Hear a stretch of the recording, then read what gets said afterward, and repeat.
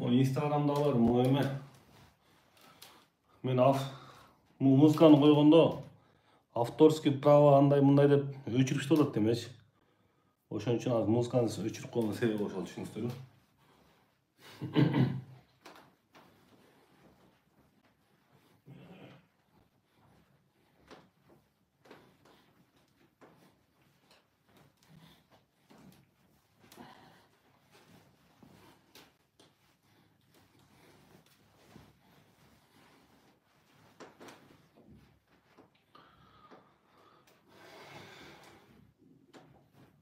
Кичине эс алабыз.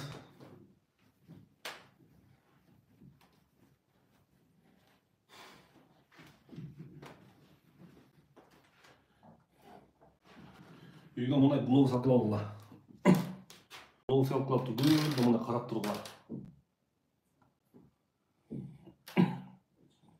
Эгер ушуну карап турсаңар, биздин бул аң сезим кеңейет, түшүнүңүздөрбү? Күндө ушундай тегерет карап турсаңар. Күндө анализ жүргүзөсүңөр мисалы, түшүнүңүздөрбү? Кыргызстан мисалы мына. Казакстан, Өзбекстан деп примерно ушинтип турсаңар, адамда өтө чоң эме чоңоет. Керек болмосочу.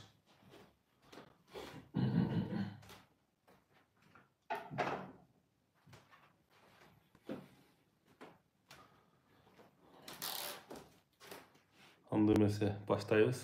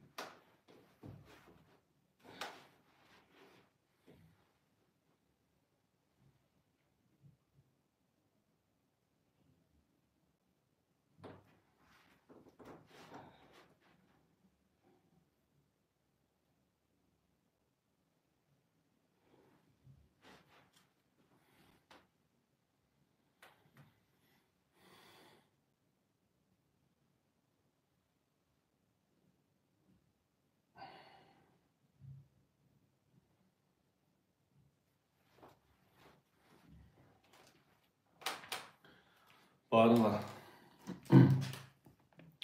Стул даярдагыла. Az meditasiya kılabız.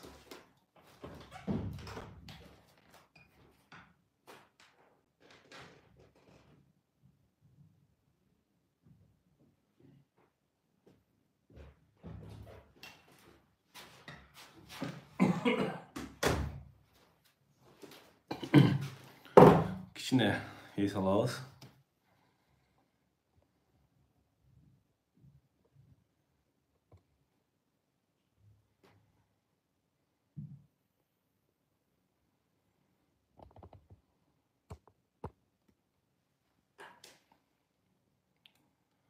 Men azыр iki telefonda kirip atam.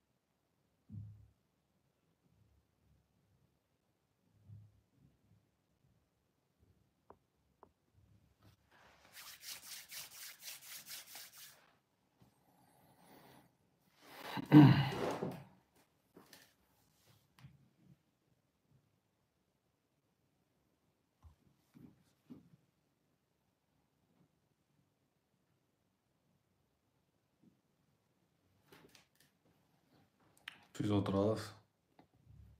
Bu yerden meditasyаны düşündürüp keteyim kıskaça. Meditasiya bu çın algan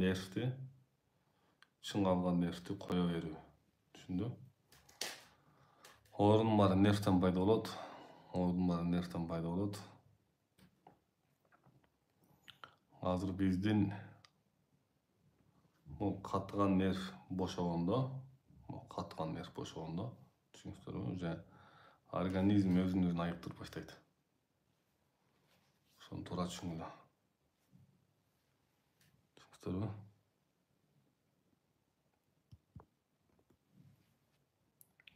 Bari stul alıp kelebиz.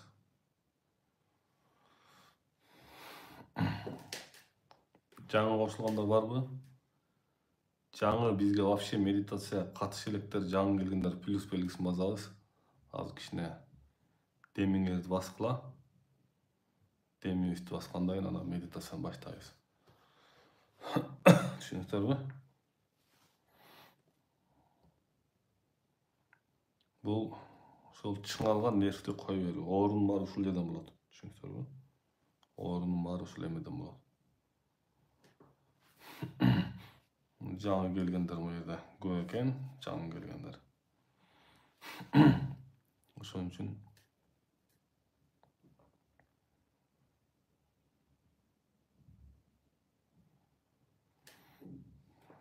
жаңы келгендер аз жөн эле отура беребиз, көзүңүздү жумуп эле, түшүнүңүздөрбү?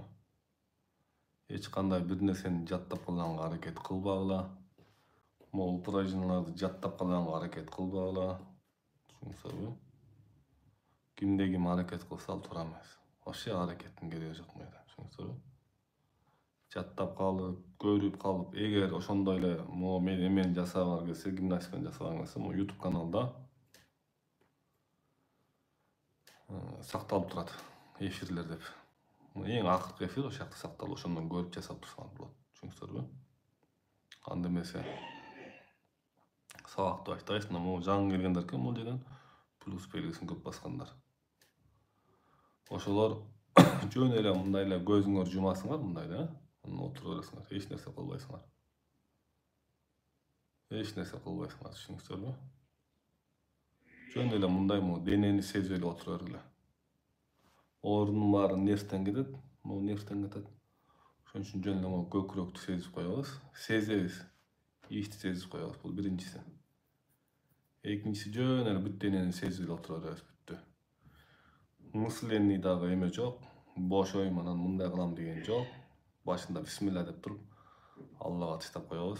Түшүнүңүздөрбү? Түшүнүңүздөрбү? Жөн эле отура бересиңер. Эми мындай көзү жумдук, бисмилла деп туруп. Мурда бизде машыгып жүргөндөр эмне кылабыз билесиңерби? Только дыханияны кыласыңар. Жаңы келгендер дыханияны кылбайсыңар. Жөн эле денени сезип отура бересиңер. Эч кандай мындай серьезно отургула, мындай эч кандай эмоция алынбайсыңар, жөн эле отура бересиңер. 0, түшүнүңүздөрбү? 0 внимание. Түшүнүңүздөрбү?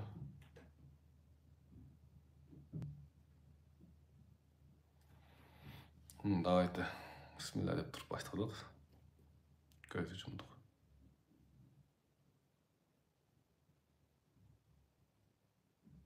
Биринчи бизде машыгып жүргөндөр биринчи дене өзүнүн ордун тапсын, жөн эле отура бергиле. Жөн эле отура бергиле.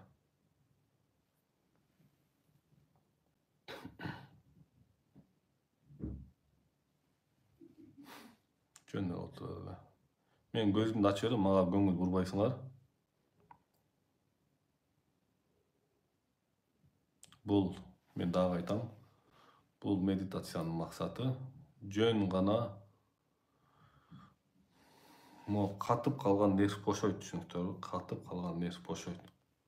Качан биздин катып калган нерв бошогондо, биздин ден соолугубузда болуп көрбөгөндөй айыгуу кетип баштайт, түшүнүңүздөрбү? Бул сиздерге бесплатный. Каалоочулар эртең платный сабакка катышсаңар болот. Эртең моякта YouTube'да дагы, Instagram'да дагы биздин эмелер бар. Эми каалоочулар биз эметпейбиз, түшүнүңүздөрбү? Рекламада кылбайбыз. Түшүндүңүзбү? Ошон үчүн жөн эле көз жумуп отурабыз. Эч нерсе кылбайсыңар. Ошо катыган нерв, ойдун баары, балекеттин баары ошол жерден болот. Ошон үчүн мына бизде канчалаган апалар айыгып атат. Түшүнүңүздөрбү? Анткени себеби булар түшүнүп калган адамдар. Именно ошо катып калган нервтер бошогондо эле адамдын жан дүйнөсүнө тынчтык келип баштайт. Жан дүйнөңөрдү бошотконго аракет кылбагыла, түшүнүңүздөрбү? Жан дүйнөнү бошотконго аракет кылбагыла. Жөн эле отура бергиле. Бизде мурда катышып жүргөндөр столдун четине отургула.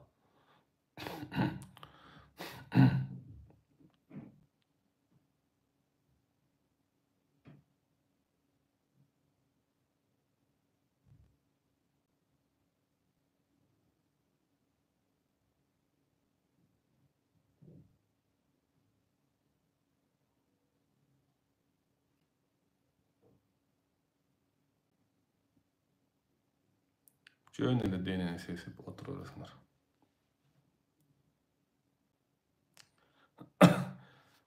Эч кандай собразды элестетпейсиңер, түшүнүңүздөрбү? Мисалы,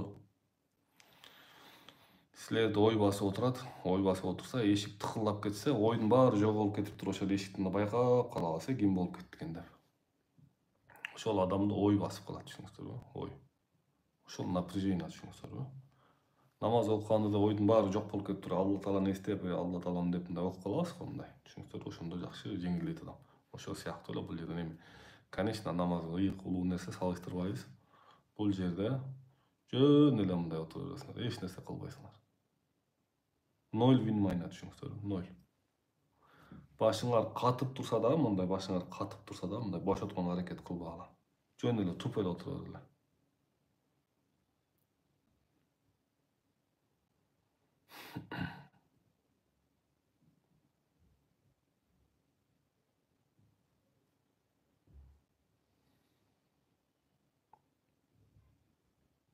Oturduk, bаарыбыз тең отурабыз.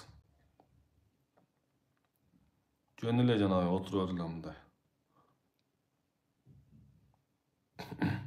Чымчык бакта отуруп берет го, деп мындай ит деле, мышык деле мындай жөн отуруп берет го, жүктүн үстүнө чыгып алыпчы. Жөн эле отуруп беребиз, түшүнүңүзбү? Жөн эле отуруп беребиз.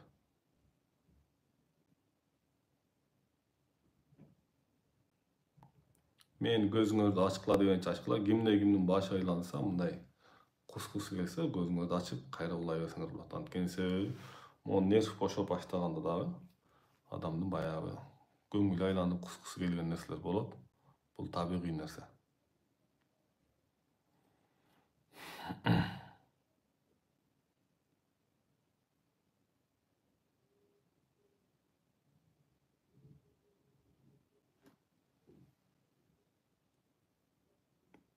Только медитация, түшүнүңүздүр, медитация.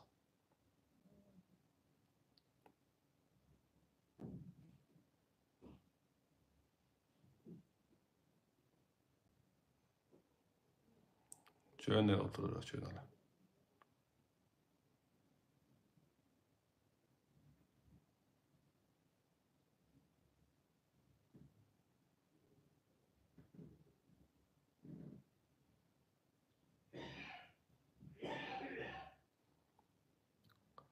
Эч кандай эмоция кирбегиле, эч кандай элестетүү, ноль, түшүнүңүздөрбү? Бакыт келип атат, анан ийгилик келип атат, анан акча келип атат деген бир былжыраган оюңардын баарын жыйыштыргыла. Жөн эле отуруп бергиле, Кудайды эле бүттү, Кудайга таштап койгула.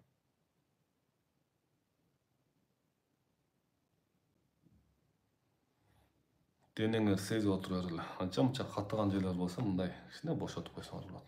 Бирок башыңар менен бошотуп кыйналбагыла, бошо болсо жөн эле отуруп бергиле. Жерди тээп алабыз кичине. Жерди тээп алабыз.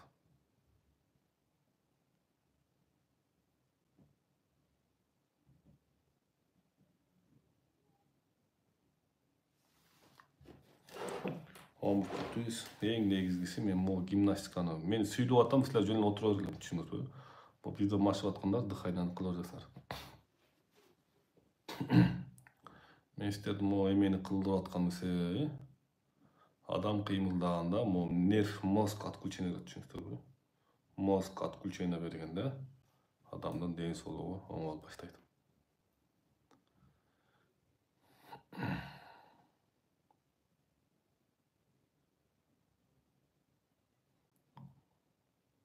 Башыңарга ойлор келе берет, ал менен күрөшпөгүлө. Мисалы силерди ар кандай ой басып отурса, Кудай сактасын, жер титиреп кетсе, ойдун баары жок болуп кетти эле, Кудай деп калабыз. Или эшиктен бирөө кыйкырып ийсе, мисалы. Түнү жалгыз үйдө отурсаңар, ой басып отурасыңар, жер каптап койгон. Ар кимди элестетип. Анан ворота тарс деп тарсылдап кетсе, ит үрсө, ойдун баары жок болуп калды деп тыңшап калабыз, эч нерсе кылбай эле. Ошол сыяктуу жөн эле отуруп беребиз. Эч кандай реакция кылбагыла. Ушундай позитивный болгонго да аракет кылбагыла, негативный болгонго да аракет кылбагыла. Жөн эле отуруп бергиле. Жараткан өзү билет. Жараткан Алла Таала кадырзат бар го, кадырзат го. Башыңар бош болуп атабы, жөн отуруп бергиле мындай.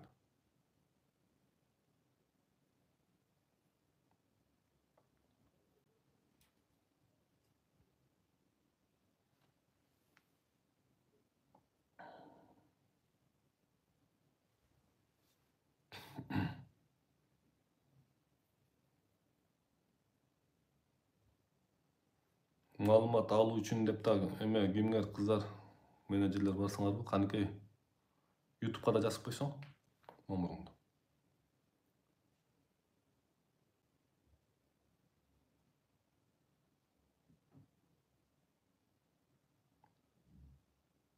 Жөн эле отуруп бергиле. Ар кандай ойлор келип, бол жөн эле отуруп бересиң дейт. Андан көрөк барып телефонуңду карачы дейт. Анткени себеби могу биздин нерв катып калганда адамга тынчтык бербей калат, түшүнүңүздөрбү? Сабырдан чыгып кетебиз. Могу сабырдын түбү сары алтын деп отуруп беребиз, мисалы.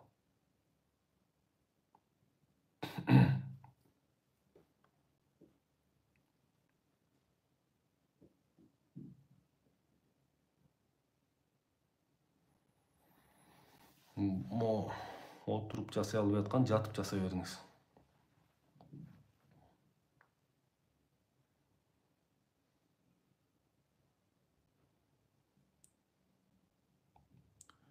Сизди медитация менен күйөөмдүн жалкоолугун оңдосом болобу дейт. Күйөөңдүн башың ооругасың, өзүңдү оңдой бер, өзүңдү.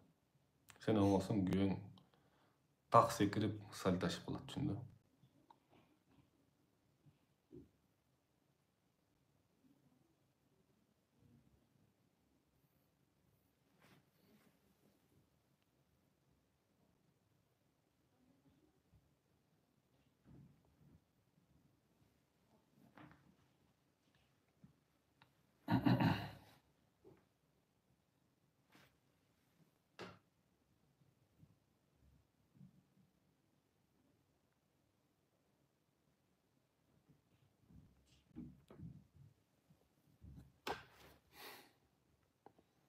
Толкунай өчүрүп койдуң окшойт сен могу жазганыңдычы.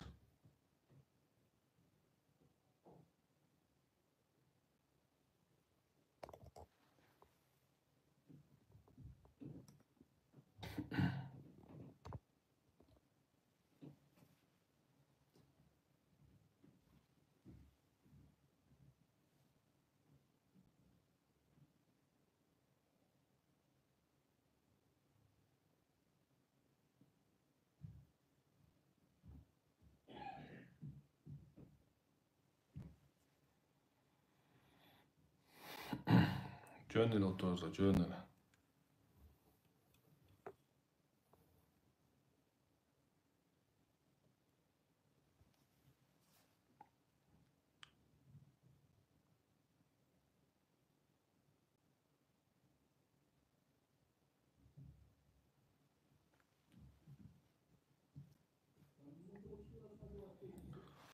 Бизде машыккандар билесиңер, только дыханияны контролдойсуңар.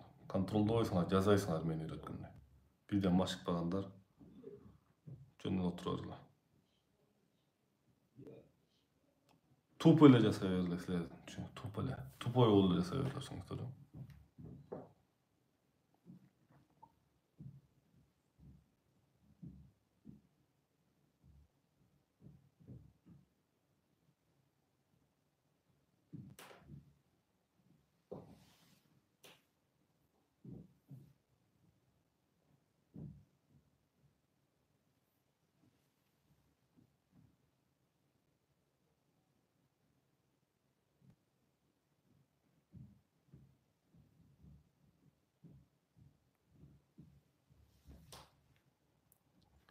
Омуртка түз.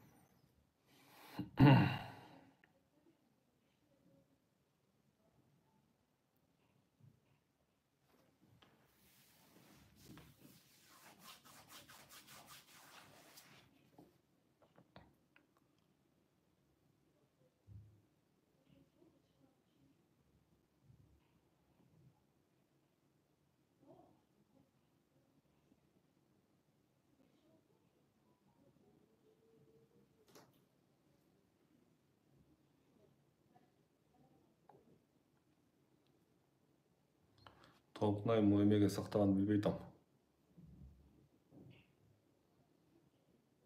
Номерду сен 2-3 жол жасайсың да, бир эле жол жасаш керек болчу да. Сеники өйдө чыгып кетет.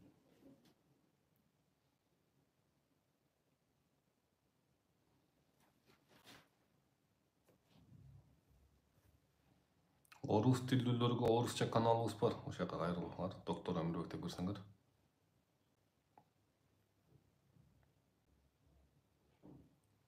Англис тилдүүлөргө англисче каналыбыз бар.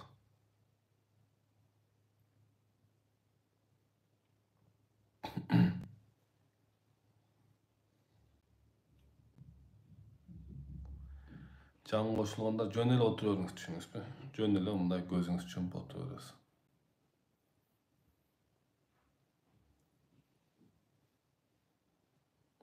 Жетинчи поток экинчи курсту уже дагы бир 20 күн машыгыңыз, аны сатып алыңыз. Жок дегенде 1 ай машыгыңыз.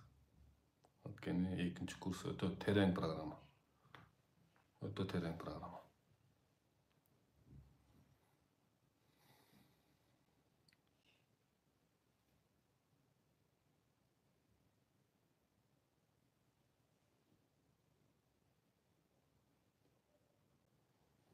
Жеке разбор алсаңыз болот, 47-чи поток.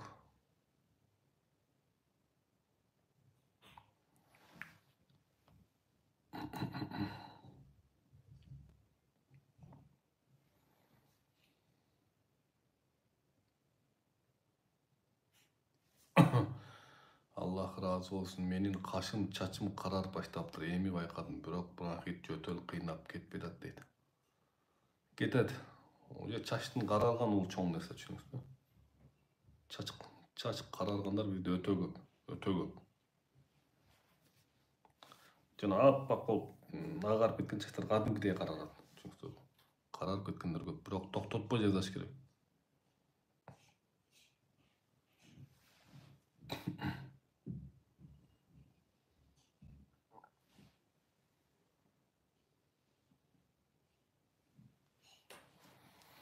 Ушул акечиңиз менен өзүңүз менен жеке разбор басканча дейт. Кыздарды кайрылыңыз, ошо айтат.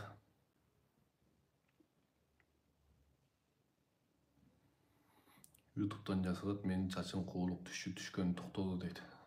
Чачтар 100% токтойт. Мозоль, пазоль, геморрой, семорой толтура кетет. Эчтеке калбай эле. Андан тышкары толтура оорулар айыгат. Неге дегенде адамдын нерв системасы, центральный нерв системасы бошогондо оору айыга баштайт. Түшүнүңүздөрбү? Ошон үчүн просто чудо го. YouTube'чылар көбөйүп калсыңар го, а?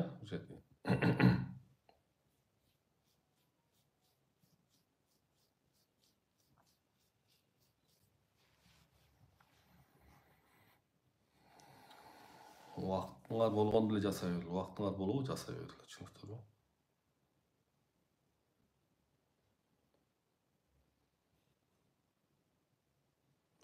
Жүрөк бири башкача болот, кыжалат болуп ойногола. Эгер мурда ооруп жүрсөң да больницага көрүнгүлө. Эгер ушу медитация убагында кичине жүрөгүңөр эме болсо, ал эч кандай коркпой эле койгула. Кааласаңар больницага көрүнүп койгула.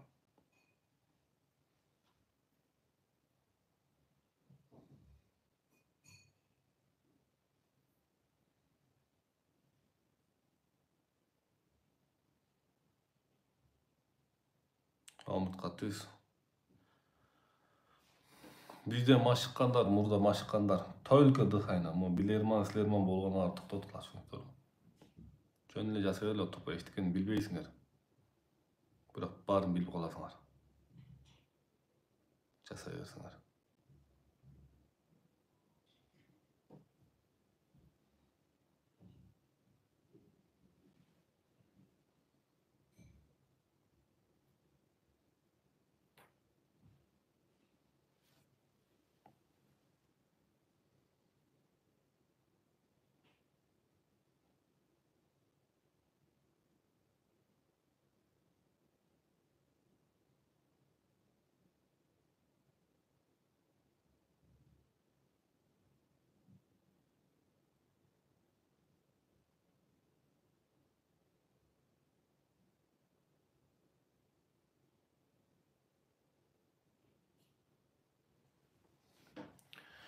Саламатсың келин балам 19 ачпалagы чыгып сыныптыр ордуна келтире алабы? Тиши түшкөн ошол тиш кайра түшөбү? Врач. Врачка көрүнгүлө. Мен врач эмесмин, дагы айтам мен. Мен психологмун. Биз чыңалган нерв менен иштейбиз, түшүнүңүздөрбү? Чыңалган нерв менен иштейбиз. Бирок чыңалган нерв оң болгондо уже оорулар өзүнөн өзү айыгып баштайт. Түшүнүңүздөрбү?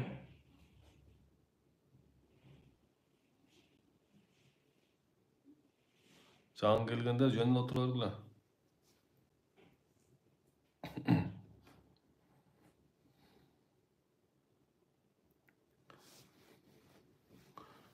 YouTube каналына кирсеңер, доктор Өмүрбек деп кирип туруп, медитациялар, бекер медитациялар топтому деген киргиле. Ошондо түшүнүңүздөр, кереметтер ошол жакта жатат. Канчалаган адамдардын айыккандары ошол жакта жазылуу. Түшүнүңүздөрбү? Бизде 2-3 канал бар доктор Өмүрбектин. Ошондо үчөө тең эле 1000ден ашык SMS турат, ачылыктар айып кеткендер турат. Ар биринде, түшүнүңүздөрбү?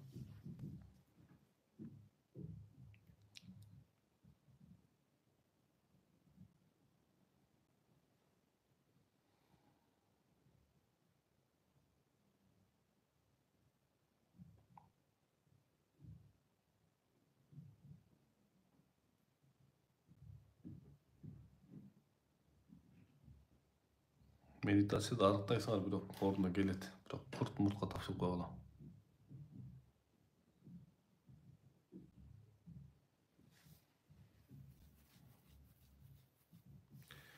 PCRS'га врачтар менен кеңешкиле, андан кийин медитация жасай бергиле, анткени нерв системасы ордуна келсе, организмди дарылап баштайт.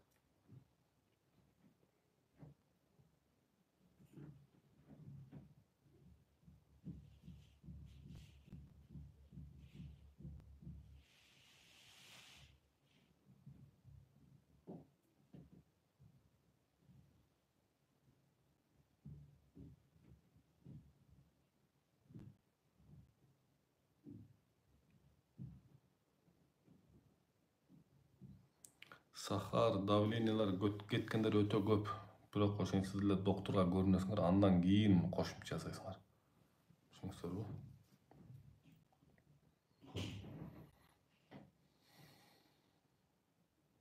Жөн эле отура бергиле.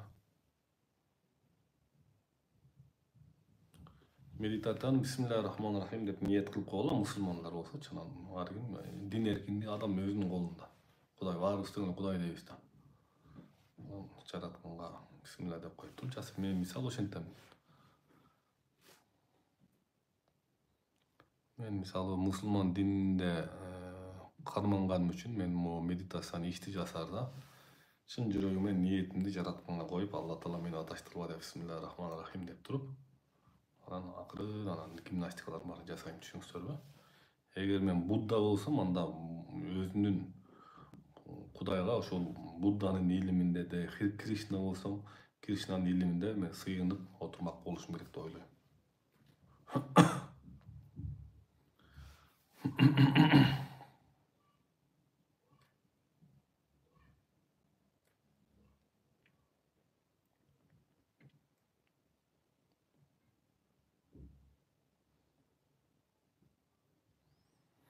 Агай, өттөгү таштар кеткендер барбы дейт. Өттөгү эмес, бөйрөктөгү таштардан 1-2 кеткен болду. Өттөгү таш боюнча пока өттөн эме берип, пирустук бергендер жакшы болуп, пирустук бербей калгандар көп эле, бирок врачка кайрылгыла.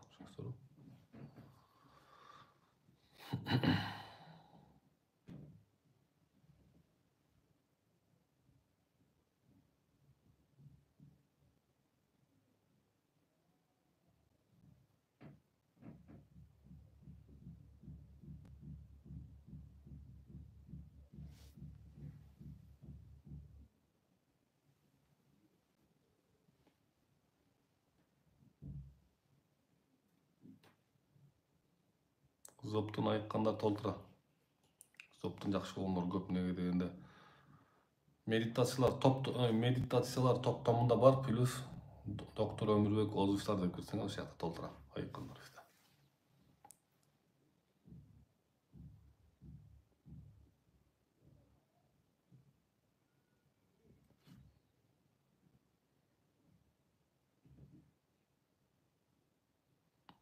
Эми баарыбыз бисмилла деп туруп акырын бүт денеге сезип турабыз.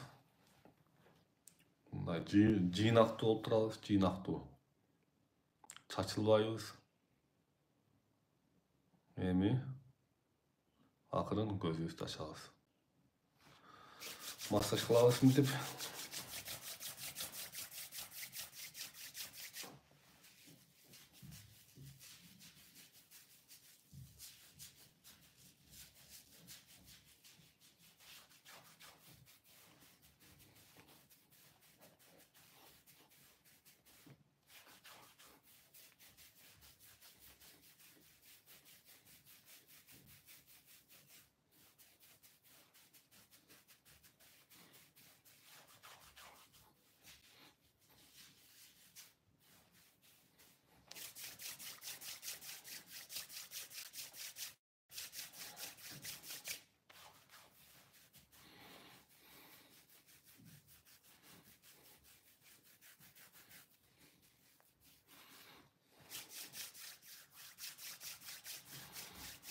Мен медитация жасап жатам, көп болду, азырынча бекер жасап. Эртең платный болот.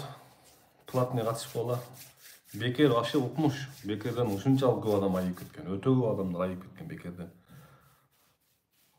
Платный чудо, просто чудо, керемет. Түшүнүңүздөрбү?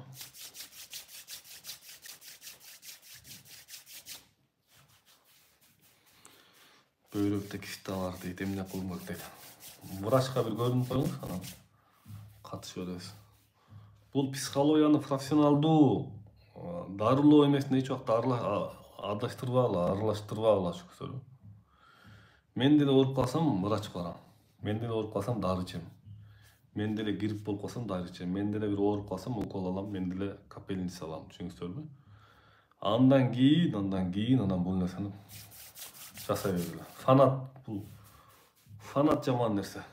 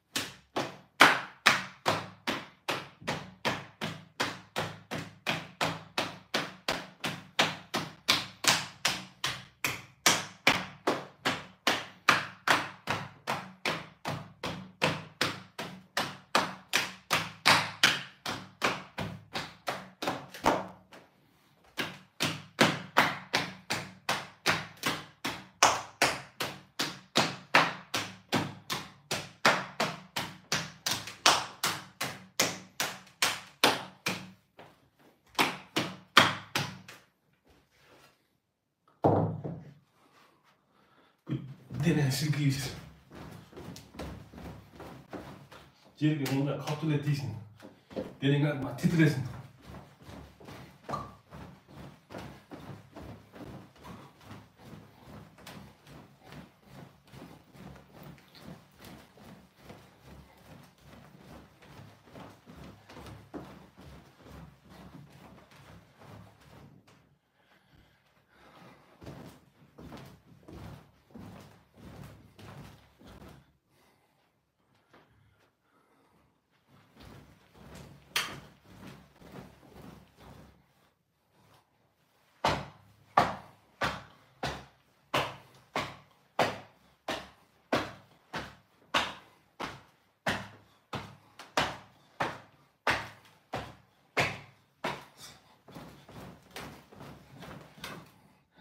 Deneni kıymıldatası bir vibratsiya var. İlgari ata-babalar at minчеле го. At mingende бүт денелер кыймылдачу. Түшүнүңүздөрбү? Эми мына оң колду көтөрөк, сол колду ылдый жана бутту мындай. Эми мындай алабыз. Эми капталга, бул капталга. Дене ошондо бүт бошойт. Буту алганда мындай удар алабыз. Резкий ударына. Мына кишини кайтып коелу мына. Мындай аласың ба?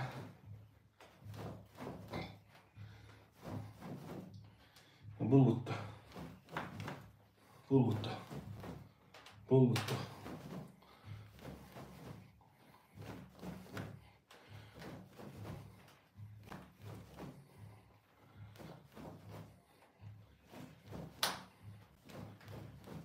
Koldu.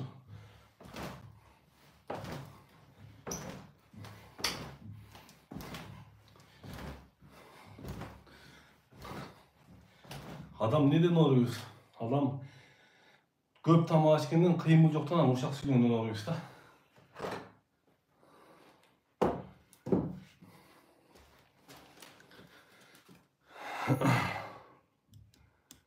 Hemen de Allah'a sevme.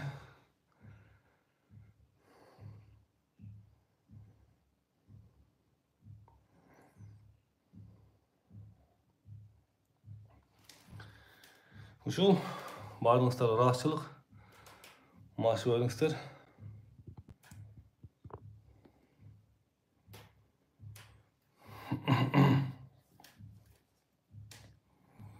Жырап калдыңарбы? Убактыңар болду 5 минут, 10 минут жасай бергиле. Анткени адам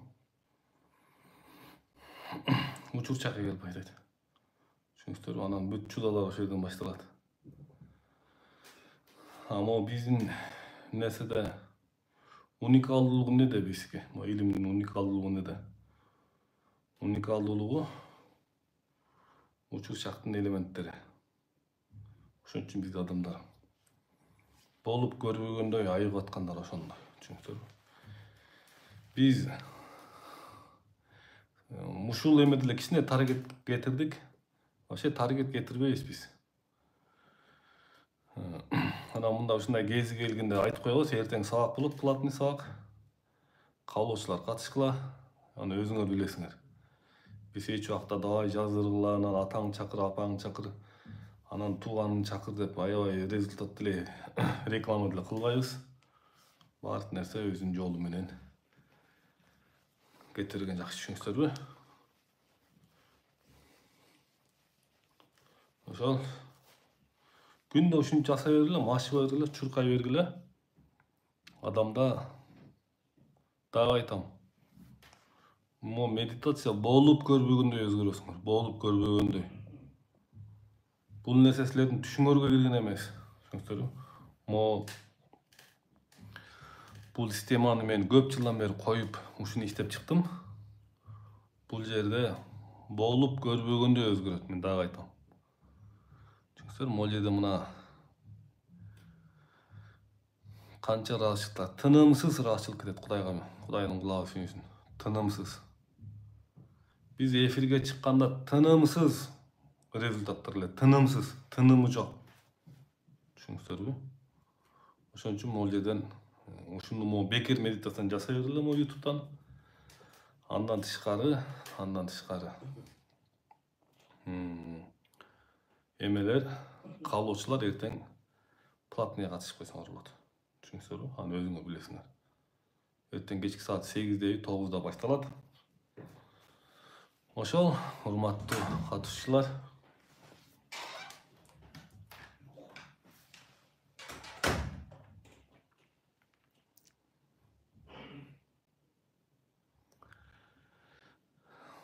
Нерв болуп ыйлай берчү элем, дайыны жок, ыйлаган токтоду дейт.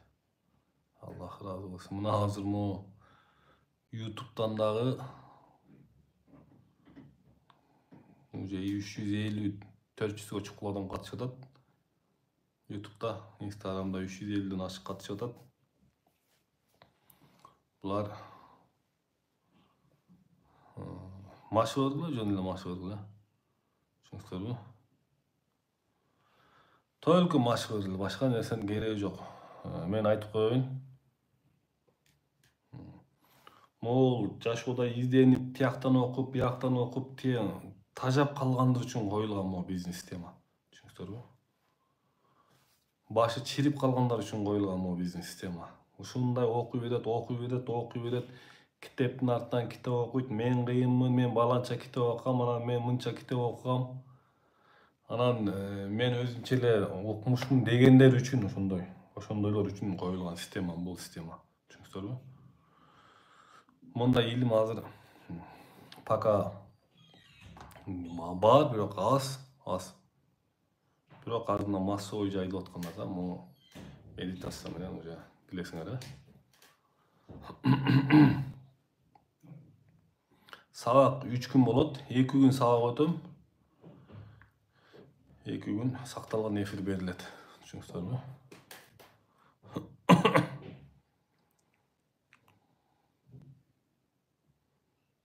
Денелер кычышат чын эле могу жерденчи. Денелер кычышат. Неге дегенде адамдын эмеси, организм ойгонуп баштаганда дене кычышат. Түшүнүңүздөрбү? Дене кычышат, баш ооруйт, анан жүрөк ооруйт. Неге дегенде баш, жүрөк баардык информацияны.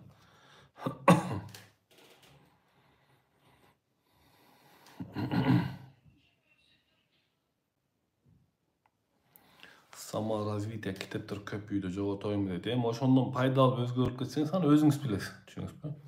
Бирок биздики керемет методика. Мындай жок эч жерде. Түшүнүңүздөр, бул мен бир канча жылдык эмгегим жатат. 20 жылдан ашык эмгегим жатат бул жерде. Түшүнүңүздөрбү? Мен дагы айтам, баланча коучтан окуй калып, бул коучтан окуй калып, анан российский, анан Казакстандан окуй калып, нерселерге лапша илип, акча тапканым жок. Мен бул жерден кыйратпаганда эле көпчүлүгү бизде 3000 сом деп коебуз, анын жарымы бекер окуйт. Анткени биз кичине ушул нерсени элге жайылтып кала албатабыз. Түшүнүңүздөрбү? Жарым болбосо да көбү бекер окуйт. Көбү ступка менен скидка менен окушат. Азыр могу нерсени биз кичине элге жайылтып калалы деген ниетте. Түшүнүңүздөрбү? Дагы айтам, ошол биз тияктан окуй калып 1 ай, 2 ай, анан аты жыты жок болуп жүрүп эле бир жерден окуй калып эле, анан мен бизге психолог болгон жокмун. Биздин историяны билсеңер, мен көп жылдан бери Жалал Абад курортунда көп жыл иштедим. Ошол жактан гимнастика, Жалал Абадда йогаларды көп өткөрдүм. Ошон үчүн биздин историяга кызыккандар бизден Жалал Абадтыктардан сурасаңар болот. Түшүнүңүздөрбү? Бул жасай эле бериш керек, окумуш методика. Чач карарат, түшүнүңүздөрбү? Чач карарат. Варикоздор кетип атат. Геморройлор кетип атат. Жана колдун дененин курабандар кетет бүт. Чач түшкөндөр токтойт. Жара мараларды айтпай эле коеюн эми. Түшүнүңүздөрбү? Бирок мен врач эмесмин. Сөзсүз түрдө баягы эмеге кайрылып коюшуңар керек бир жолу врачка. Андан кийин бул методиканы жасай берсеңер боло берет. Түшүнүңүздөрбү? Эрте туруп калдым дейт, саморазвитие, эмир бойсуз ачылматам, өзүм жеңилсиз кандайт. Мына жакта Кудайга шүгүр канча ыраазычылыктар болот. Бир эле ыраазычылык алыш бул чоң нерсе. Түшүнүңүздөрбү? Адамдан бир эле ыраазычылык алыш. Бул чоң нерсе. Түшүнүңүздөрбү? Мына Кудайдын кулагы сүйүнсүн, бул жерде тынымсыз ыраазычылык болот.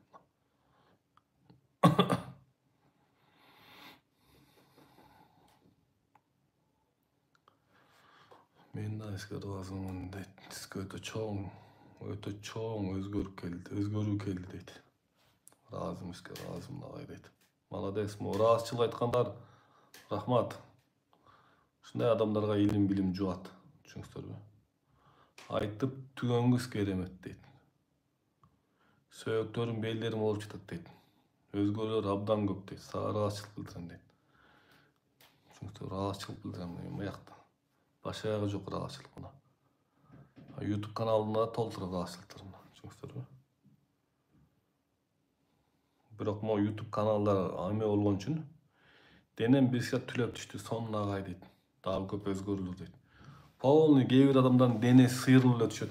Özgörüp düşöt çünkü Açkisiçe okup kalat kitepti. Gözü oňolat.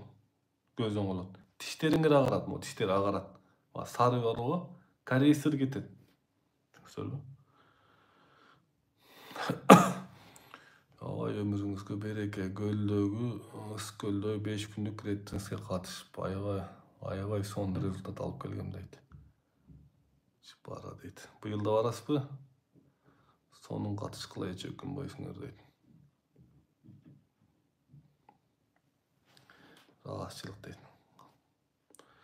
Sizge çoğun rahmat özümçilik keremet deyt.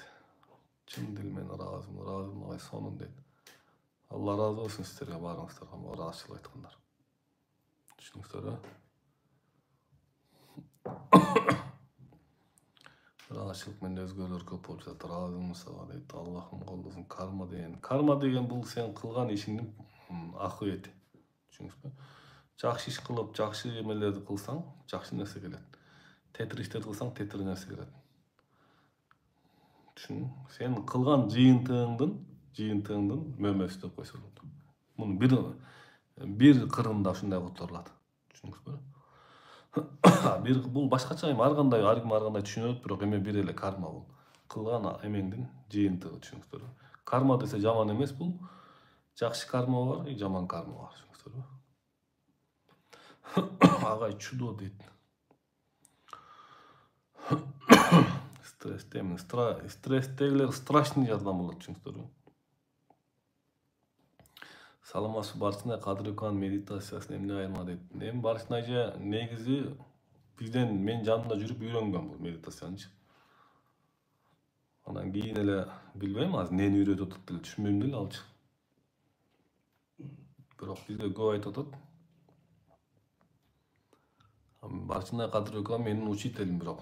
Oşonu Instagramga oşol eje sebepçi bolgon. Instagramga çıkkanma sebepçi bolup Instagramda öýretken oşol ejem bolgon. Oşon üçin aga men sebepçi katary men any urmatdaýym, sylaýym. Düşünüňizmi? Ana maga barçyna Kadyrökan mындай anan tigine dep köp жазышат. Men sebepçi bolgon adam üçin men al jönünde hiç только rahatçylyk aýtam. Oşonu toora düşünüp koýgula.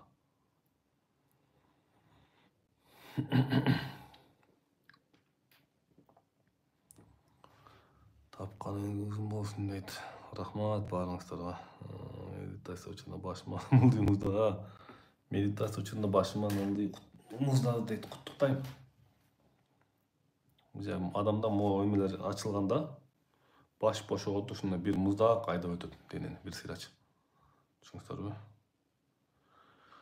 Erteň dagı kılgan hareket kılabыз, antkeni erteň dem alış, erteň bayna sayna kılış gerek, biroq gelip ötkөнгө da hareket kılam, düşünüňizmi?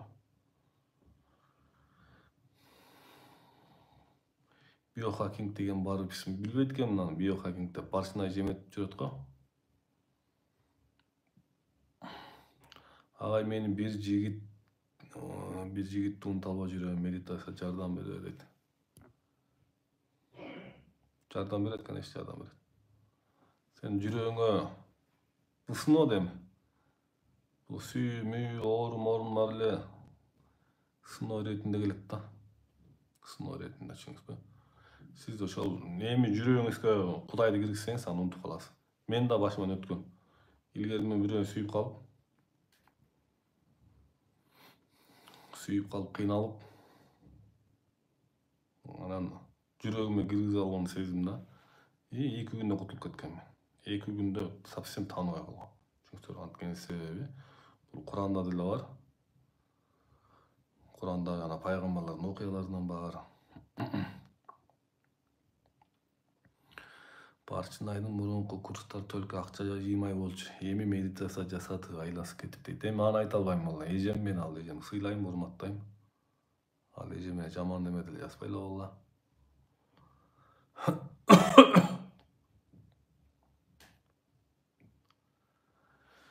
Plus rahmat ay basуу жөнүндө айткан ошо дейт.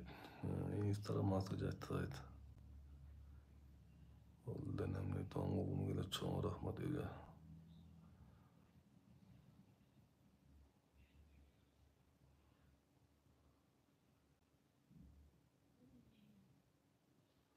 Көз медитация кылганда көздөн жаш чыккан себеби зыяны бар чыгат, түшүнүңүздөрбү? Даже көз ачышат, мында ачышып чыгат. Шундай ачышат да. Неге дегенде адамдын денесиндеги яттар, уулар могу жаш аркылуу чыгат, кусуу аркылуу чыгат, тери аркылуу чыгат. Адамдарга бизге машыктын көпчүлүгү жара аркылуу чыгат. Жара аркылуу чыгат, плюс ич өтү аркылуу чыгат. Страшный өтөт. Шунчалык сасык өтөт. Канализациянын жытынан да жаман жыт чыгат медитация кылгандыктан. Неге дегенде биздин ичибизде ушунчалык жаман нерсе бар, сактап жүрөбүз, түшүнүңүздөрбү? Ошол организмди уулап турат. Ошол нерсенин баары медитация аркылуу чыгып баштайт. Медитацияга бир 100 адам ошол отурса, ошонун 70 адам ич өтөт. Түшүнүңүздөрбү? 60-70 адам ич өтөт. Көнүгүүлөр женский жакка жардам берет, биринчи очередь жардам берет женский жакка, түшүнүңүздөрбү? Неге дегенде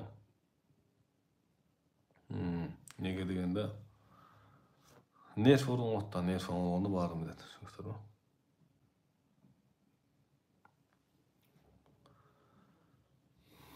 Запорго конкретный пайдасы бар.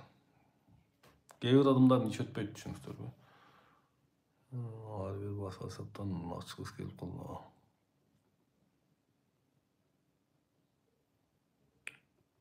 Мен бирөөнүн акысына эч убакта кирген эмесмин, ушул нерсени унутпай калат, түшүнүңүздөрбү? Мен баланча бирөөдөн үйрөнүп алып, кыргызда болуп, бияктан үйрөнүп, тияктан үйрөнүп алып, мен силерге сөт саткан жокмун. Мен китеп окуган эмесмин, түшүнүңүздөрбү? Мен мындай ушул нерсенин баары өзүмдүн практикаман өткөн нерсени силерге үйрөтүп атам, түшүнүңүздөрбү? Мен силерге лапшаны илип алып, бияктан китеп окуп алып, бияктан бир психологиялык китептерди окуп алып, бияктан издейсиз части окуп алып, бияктан издейсиз части окуп алып, анан ошол силерге мындай лапшаны илген жокмун, анын кармасы бар, түшүнүңүздөрбү? И плюс мен бирөөгө барып, уурмушуктай болуп, бирөөдөн бир нерсени үйрөнүп алып эметкен жокмун, меники бүт. Бул нерсе жукпайт, бул жакшы эмес, түшүнүңүздөрбү? Согончок жарылган ордуна келет, медитация аркылуу согончок жардам берет, түшүнүңүздөрбү? Согончок бүтөт, кадимкидей бүтөт. Бүткөндөр көп силердин сабактан көп скромно жооп алдым дейт. Канча күндө билинет дейт. Жаза берсеңиз 10 күндө, бир 10 күндө эле билинип баштайт. Эгер жакшы жазсаңыз 10 күндө конкретный результат билинип баштайт. Ушунчалык эме келет, жеңилдик келет, ушунчалык бир башкача абалга келесиз. Ошондо мындай учурчактын эмесин түшүнүп каласыз, түшүнүңүзбү? Учурчак деген бул намаз учурунда оюңда өткөнгө да кеткенге да кетпеш керек дейт, учурчакты болуш керек дейт. Мисалы намаз окуп атканда мисалы, только жаратканга байланып атабыз да. Оюбуз пендечиликке байланган жок. Туурабы? Ушуну учурчак деп койсок болот дейм. Мындай жакын ошого түшүндүргөнгө. Түшүнүңүздөрбү?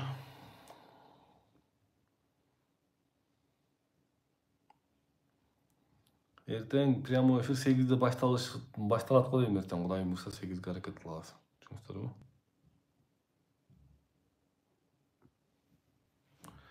Мен 44-cü потокунга катышым. 2-ci сабак уже башталат. Эртең 2-ci сабакты эметебиз. Биринчи базовый курсту беребиз. Базовый курсту бергенден кийин, анан эме болот. Кандай десем, андан кийин 2-ci курска өтөсүңөр. Мына бул жерден бирөө жазат, биринчи эле таман түлөп, согончок бүтөлөт. Меники дейт. Согончок бүтөлдү дейт. Меники дейт. Рахмат, чынында керемет дейт. Мындайлар өтө көп, согончогу жарылгандар, медитациядан бүтөлүп кеткендер өтө көп. Түшүнүңүздөрбү? Жана эмелер кетет. Гирбоктор кетет, 100% кетет гирбоктор. Түшүнүңүздөрбү? Гирбоктор 100% кетет. Могу 42-41 потокто катышкан, экинчи эме катышып бериңиз.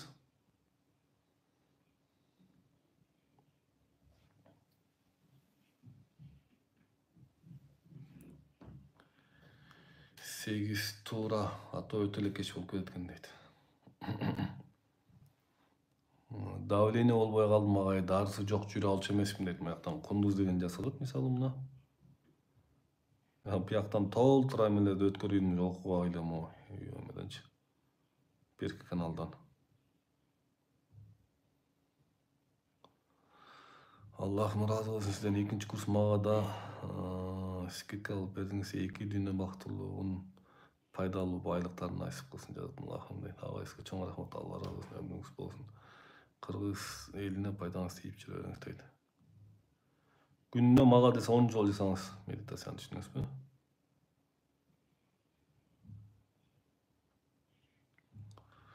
Күндө тынбай ыраазычылык билдирейин дейм, акырын жазган үчүн тек жөнөтө албай калам. Түгөнгүс ыраазычылык, Кудай жалгасын, 2 дүйнөлүк бактылык берсин дейт. Рахмат сизге.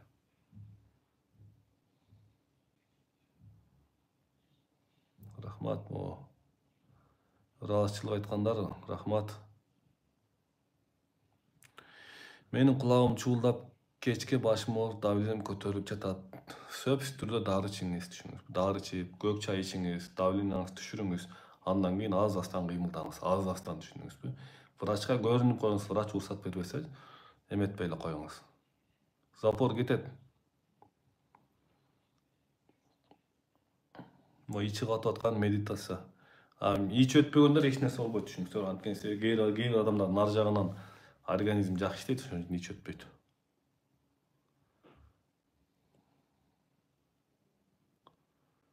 Жүрөгүм күйгөндөй болуп атыш. Белим жакшы, рахмат дейт.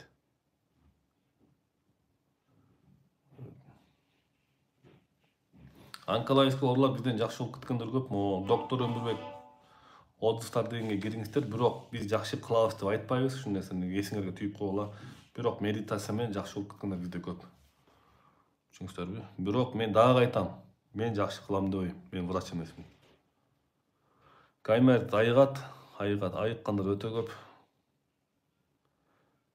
Медитация отурсам жел чыгып жатат дейт, нормальный нерсе. Ушунча адам батат дейсиң дейт, рахмат. Платный эртең башталат, Кудайым буйрса, түшүнүңүздөрбү? Платный эртең башталат. Наурыз айында катышып чыгып кеткен учум таарынып дейт, 15 күндө болуп калды. Суроо жооп бериңиз, менен трансформация болуп тазаландым, ыраазымын. Мен да таарынып кайры. Мага таарынып келгендер толтура, түшүнүңүздөрбү?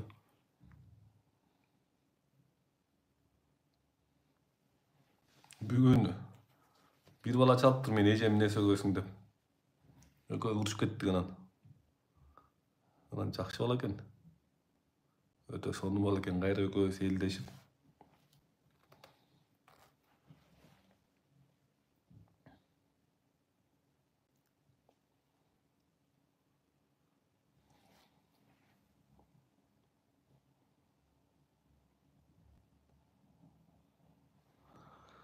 Балдарыңыздын ден соолугу оңолобу дейт. Оңолот, балдарыңардын ден соолугу, отурганда эле эстикке киреңизге ыраазычылык дейт. Ыраазычылык билдирем дейт. Чарчоо калат.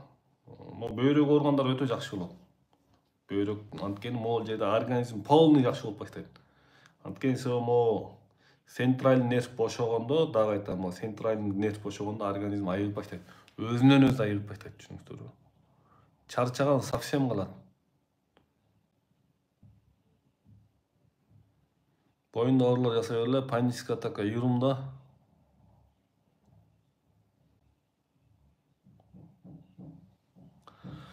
Медитация жасап ичим өттү, оозумда сасыктар чыкты агай. Рахмат, өмүрүңүз uzun болсун дейт. Рахмат. Өзүм арыктын басуудан арыктайм дейт. Бир сире арыктап барып туруп, анан кайра семирип баштайсыз. İçinizde bir sıra tekşерip bulаңыз, құрт мұрт жоқ, түшүнүңүзбү? Жаш балдар отурса болот, бир 7-8 жаштагы отурса болот. Бирок кыйнабагыла, дагы айтам. Балдарыңарды вообще кыйнабагыла. Бирөөнү да кыйнабагыла, атаңарды, апаңарды да кыйнабагыла, түшүнүңүздөрбү? Табигый кеткен нерсе жакшы болот. Мен бир да жолу давай моундай медитация башталат, давай катышкыла деп айткан эмесмин, түшүнүңүздөрбү? Атаңар айткыла, апаңар айткыла деген эмесмин эч убакта. Жөн эле койгула. Рахмат агай, мен 3 күн медитация жасаганда сары зил куштун температура болду 39га, анан жолдошум апендикс болду.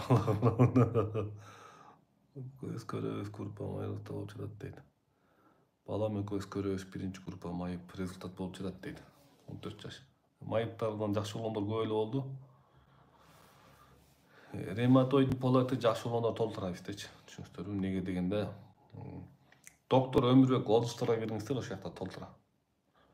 Гыржалар айтканда толтурабыз де. Анткени себеби мен илгери көп жыл массажист болуп иштегем. Массажда точечный массаж кылчумун, жана майлоо эмес, мындай катуу. Мен илгери баягы массаж менен деле көп адамдарга аябай көп жардам бергем. Көп адамдарга бекер жасагам, колунда жок апаларга, аталарга мен өтө көп бекер жасап көп иштегем. Ошолордун дагы батасы тийди деп ойлойм. Ай, мен медитация бир айдан бери жазып жатам, арыктап кеттим, бирок ишим жүрүшпөй жатат дейт. Личный разбор алыңыз. Колду курсап койсом болобу дейт. Саламатсызбы, менин колдорум кычып түнкүсүн жара чыгып атат дейт. Эгер медитация болгондо жара чыкса, бул нормальный нерсе. Анткени себеби денедеги зыяндар жара аркылуу да чыгып кетет, түшүнүңүздөрбү? Анан ошентсе деле больницага бир көрүнүп кое бериңиз.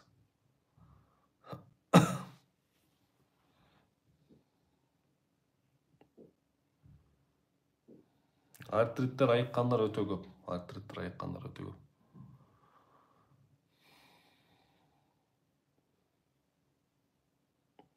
Мо илимдин эмеси суть, бул жерде илимдин суту центральный нервти бошотуу. Башка нерсе жок, түшүнүңүздөрбү? Мо центральный нервти бошотуу. Адамдын нерв бошогондо жүзүнө жылмаюу келет.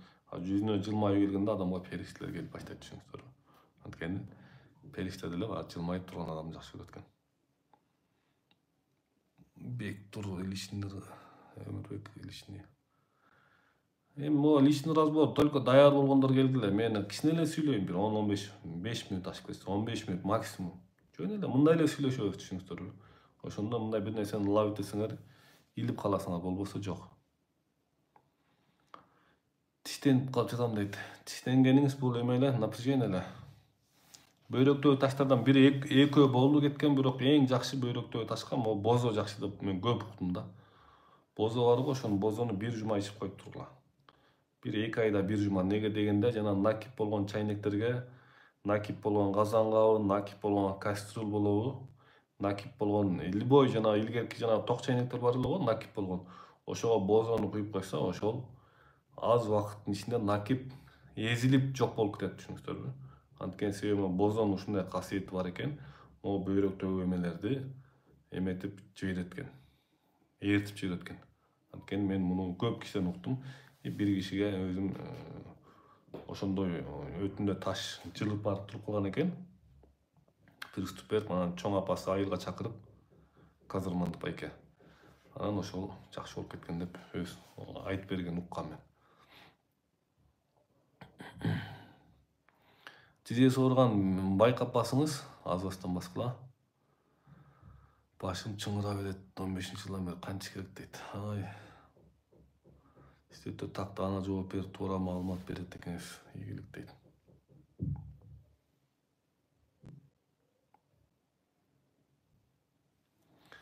Сиздин аялыңыз жасайбы дейт. Мен аялым кааласа жасайт, каалабаса жасабайт. Мен ага медитацияга отур деп да айтпайм, түшүнүңүздөрбү? Бул жерде эч убакта кыйнабаш керек.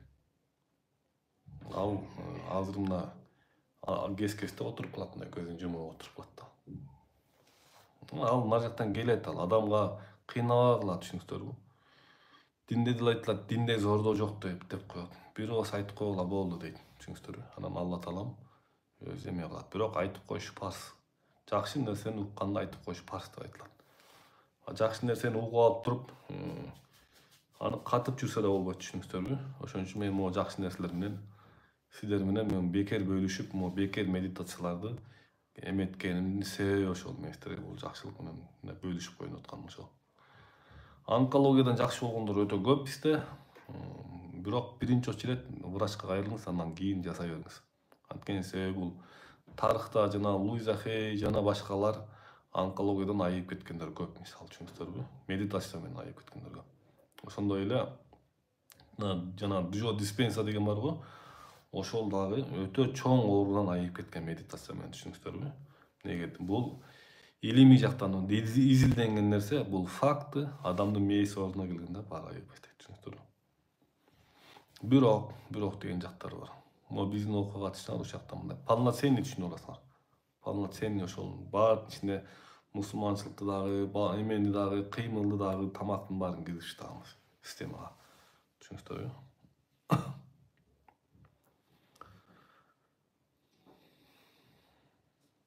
Баш ооруга конкретный жардам берет. Баш ооруга.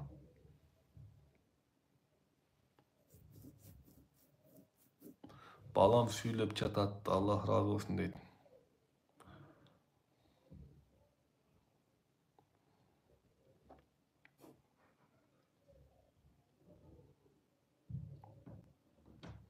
Баяка бир англисче жазылат да, түшүнгөн жокмун.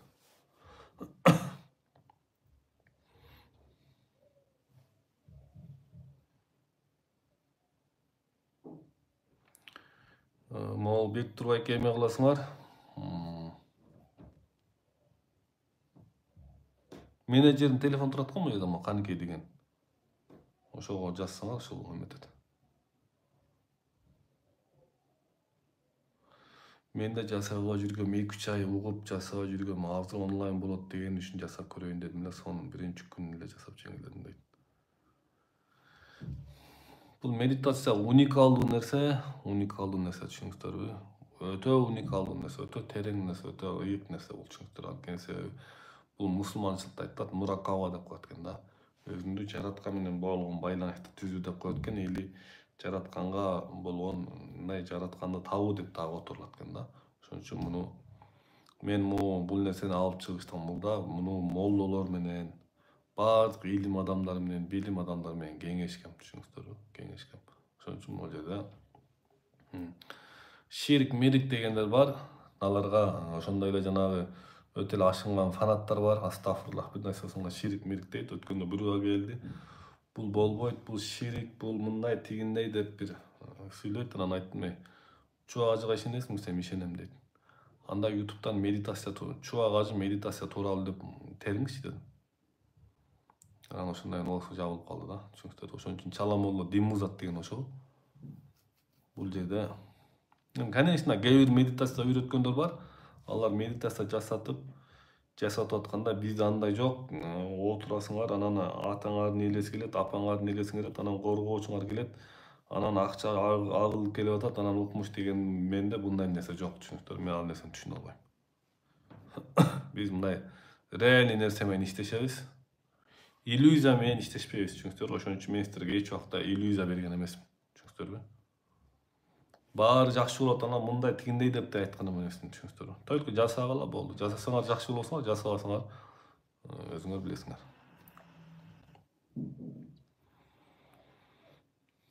Сүкүт чалуу десе болот дейт. Бул жерде ар кандай эмелер бар, мисалы. Медитация боюнча эртең жаңы сабак башталат, платный сабак башталат.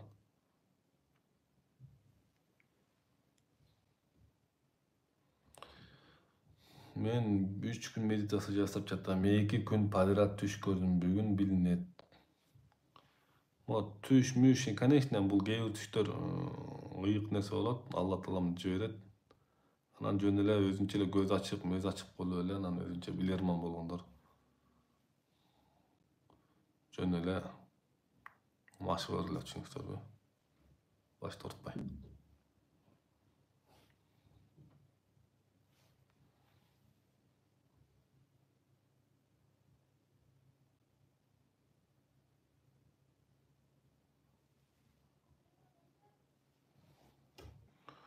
Бул илимди ким негиздеген дейт. Бул илимди биз көп жактан изденип жүрүп, башында Акыл агайдан окудум, Медер агайдан окудум, Макен агайдан окудум. Бул агайлар бир. Андан тышкары основной мен духовный устазым бар эле. Духовный устазымдын колунда көп жыл кызмат кылдым, көп жыл. Андан тышкарыда бир Роза деген эжем бар. Ошонун колунда ошого кызмат кылдым. Анан өзүм ушул нерсени мен ал нерселерден үйрөндүм. Көп нерселерди. Анан өзүм мунун баарын негиздеп түзүп чыктым. Түшүнүңүздөрбү? Ошондо бул жактан алдык, бул жактан машинаны кураштыргандай эле. Түшүнүңүздөрбү? Бирөөдөн алдыңкы дөңгөлөгүн, арткы дөңгөлөгүн, рулун, анан сидениясын коюп туруп, анан мындай бир машина жасап чыктык. Бул өтө уникалдуу нерсе. Мен илгери айтып өрчү элем, бир 10 жыл мурда. Мен адам жасай турган завод ойлоп чыгам деп өрчүмүн да. Мен неге ушинтип айтып өрчүмүн. Адам жасай турган неме туура эмес түшүнүп албагыла, тамашалап айтып өрчүмүн да. Адам жасай турган, адамды кайра жасап чыгара турган завод курам деп өрчүмүн да. Анан мына Кудайга шүгүр уже медитацияны жасап, бул деген нерв, чыңгалган нерв бошогондо уже кереметтер, чудалар башталып атат, түшүнүңүздөрбү?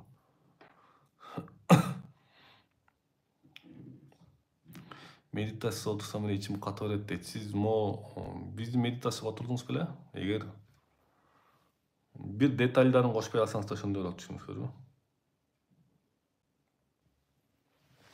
Медитация деген жакында эле пайда болду, муну эмнеге пайдаланган эмес дейт. Медитация деген жакын арада эмес, көп жылдан бери бул бар нерсе.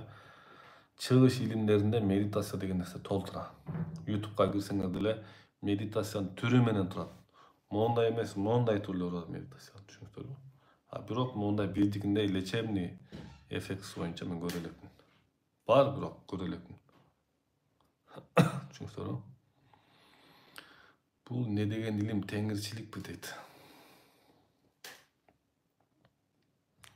Менин башыма болгон бир эски экемендер көрүп элек. Үйлөнүү жумушта мен ойлоп чыгам.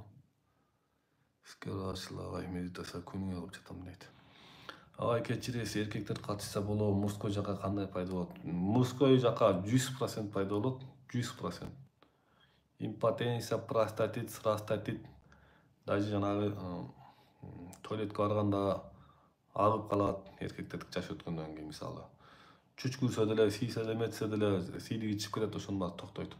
Түшүнүңүздөрбү? Андайлар өтө көп. Медитациядан кийин тамакты азыраак жегиле. Түшүнүңүздөрбү? Эртең курсуңуз боюнча кыскача айтып коет. Эртең медитация все. Түшүнүңүздөрбү? Түшүм эркек киши кирет, жетелеп жүрө берет дейт. Бир жакшы намаз кылган устазыңыз болсо, мисалы аял кишисизби, жакшы намаз кылган устазыңыз болсо, ошо жанында намаз окуп, Куран окуп коюңуз. Бул Куран, намаз адамды адаштырбайт. Эч убакта адаштырбайт, түшүнүңүздөрбү? Биз 1000 кыймыл өрөбүз, асманга чыга беребиз. Кудай менен түз байланышам дегендер чыга берет. Мисалы, бирок намаз эң ыйык нерсе. Бул купуя нерсе бул эми. Өзү окуй берсе болот. Бирок пехайт эткен болбойт, түшүнүңүздөрбү? Анда бул фанатизмге кирип калат.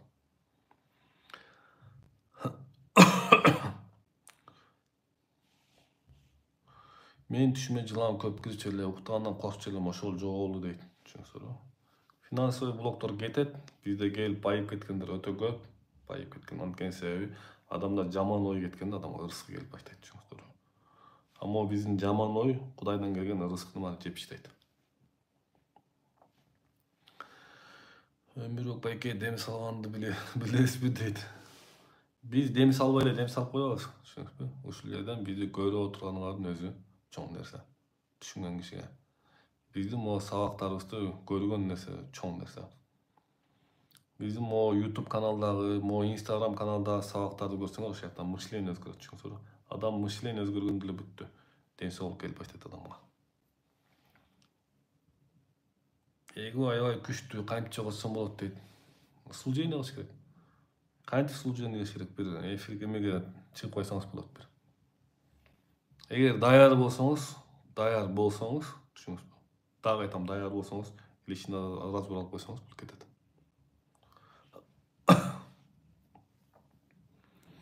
Энергияны айландырбасам болобу дейт. Дем салганда күчтүү. Ооба, сиздин медитацияңыз дем салганда да күчтүү окшойт деп койдум дейт.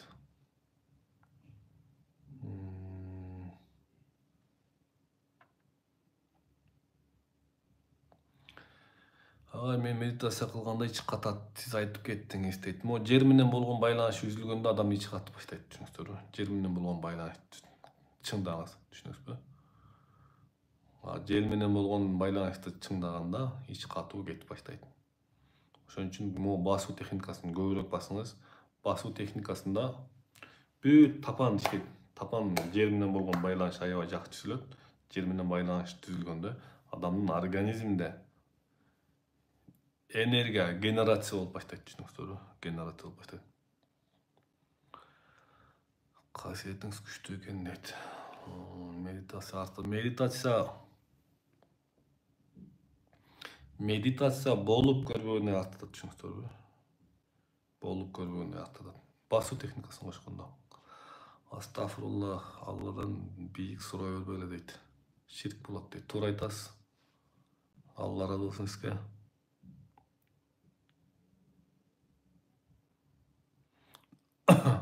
Бала сүйүп койгон эме медитацияга катышсын, или өзүңүз катышсаңыз да балаңыз жакшы болуп кетет. Могул жерде мен дагы айтып коеюн, эне болсо баары оң болот. Эне үйдүн жарыгы деп коет, түшүнүңүздөрбү? Эне машыгып баштаганда балдарда оорулардын баары көп айыгып кетет, түшүнүңүздөрбү? Бул нерсе могу биздин озус кылпаларга окусаңар, ошол жакта тынымсыз жазылган, тынымсыз, бир экөө эмес, миңдеп турат эмелерчи. Биздин ичибиз өттү го дейт, өтөт.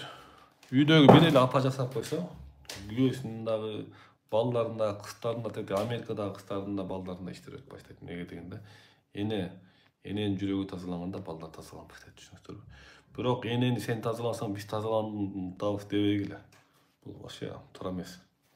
Эне атага претензия койгондун өзү арамдык болот.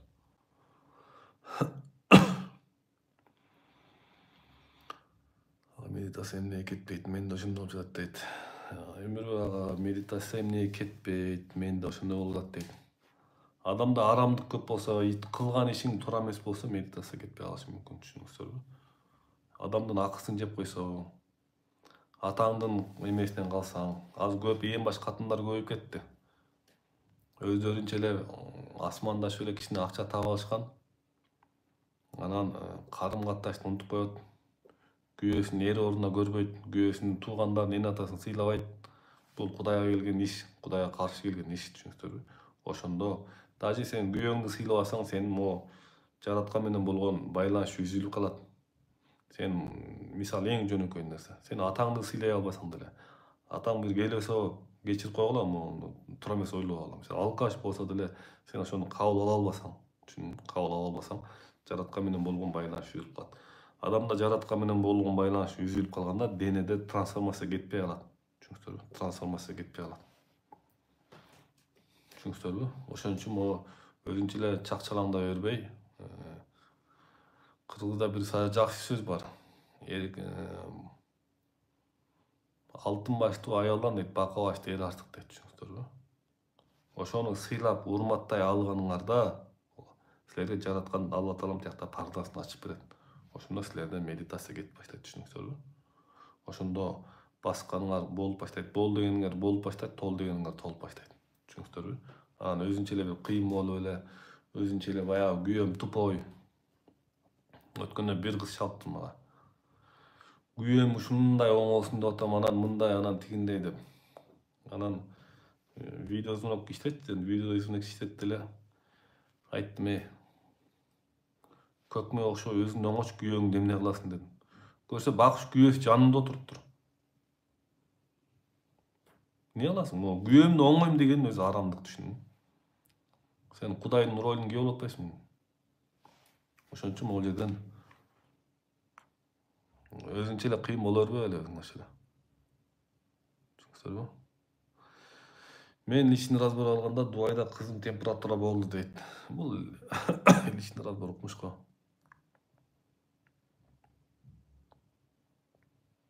Моякта мен көп суроо мына ыраазычылыкта рахмат сиздерге. Рахмат. Азыр аялдар акылдуу болуп кетти. Аял акылдуу болду, эркек ооруп баштайт, или катын алып кутулат, или качып кутулат, или Россияга кетип кутулат. Түшүндү? Аял акылдуу болду, эркек ооруп баштайт. Ayal akıllı oldu, erkektin жараткан менен болгон байланышы үзүлүп калат. Түшүндүңүзбү? Ayal akıllı oldu, erkektin жараткан менен болгон байланышы үзүлүп калат. Ayal өзүнчө эле олия болуп баштадыбы? Ayal өзүнчө эле бир кыйын болуп, элге акыл айтып, мораль окуп баштадыбы? Эркектин жараткан менен болгон байланышы үзүлүп калат. Түшүндүңүзбү? Бир чал болгон экен дейт. Күндүз жылдыздарды көрүшкөн дейт. Анан ушундай менде керемет бар, ушундай дегенде кемпир айткан экен, ал алышка ал менден деген экен. Каяктагы сенден, бул менден, Алла Таала мага берген деген экен да. Эгосы көтөрүлүп кетип. Анан бир күнү жылдыздар көрбөй калыптыр.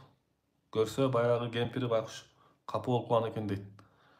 Көрсө кемпири даарат менен чай берип, өзүн таза алып жүрүп, Кудай деп жүрүп, көкүрөгүндө ыйманды уютуп жүргөн кемпири болгон экен дейт, аялчы. Ошон үчүн баягы күйөөсү көтөрүлүп турган экен. Түшүндүңүзбү? Аял уже ниети бузулду, эркектин жараткан менен болгон байланышы үзүлүп калды, түшүндүңүзбү? Ошон үчүн өзүнчө акылдуу болгон аялдар, түшүндүңүзбү? Өзүнчө эле кыйын болгон аялдар башты чакпай ичинде мындай күйөөңөргө баш ийсеңер эле болду, калган өзү ачыла берет, түшүндүңүзбү? Эго деген баш ийдирбейт, түшүндүңүзбү? Эго деген кечирим суратпайт, эго деген адамды мындай ылдый кылбайт, түшүндүңүзбү? Ылдый кыла албайт. Түшүндүңүзбү? Бул жөнөкөй жагы. Мен бир досум айтат бүгүн. Куршаптык досум. Ишим жүрбөй калды дейт. Анан баягы атамдын дейт, тилин алчу эмесмин, чоң атам ушундай кежир бала болчумун дейт, өзүнүкүн бербеген. Анан атаман аябай кечирим сурап дейт, подарка алып берип дейт, атам көңүлүн алдым дейт, атам мени кечирип кой депчи. Ошондон кийин ишим жүрүп баштады дейт, көрүңүздөрбү? Сен мына атаңдын, апаңдын көңүлүн ала албайсыңбы? Жабык тура берет тиякчы. Түшүндү? Бул жөнөкөй эле нерсе. Биз системага ушунун баарын киргизгенбиз, түшүңүздөрбү? Ушул нерсенин баарын киргизгенбиз. Медитация, чуда, мунун ичине бүт нерсенин баарын киргизип чыгабыз. Түшүңүздөрбү?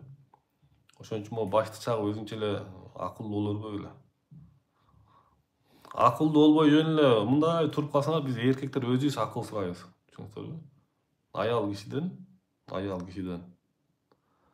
Аял жөн эле 1000 олия болуп турсаң дагы, сен эчтекени билбеген бир мындай дөлдүр болуп турсаң, биз эркектер ошол аялдан акыл сурайбыз. Ошондон кеңеш сурайбыз. Түшүңүздөрбү? Вот, секрет ушул жерде жатат. Анан мояктан кээ бир аялдар өздөрүнчө эле мен медитациям кетпейт атанан деп күйөөсүн оңоп баштайт, балдарын медитация кылдырып баштайт. Атасын, апасын медитация кылып баштайт, анан мен башты оорутпачы дейм, сен өзүң кыла бер биринчи. Бирөө эмне кыласың медитация кылдырып. Түшүндү? Ошон үчүн ушундай жактар бар. Саламатсызбы агай, мен күйөөмдү аябай сыйлайм, бирок ал башка кызга кызыгып жүрсө, кантип ал үчүн жакшы нерселер жасайм. Аябай баш ийип, айткандан чыкмайт, келесо. Сен кылганыңды милдет кылып атасың, түшүндүңбү? Сен кылганыңды милдет кылып атасың. Сен милдет кылбай эле сыйлап кое бер. Вот, маселе ушул жерде жатат. Түшүндүң?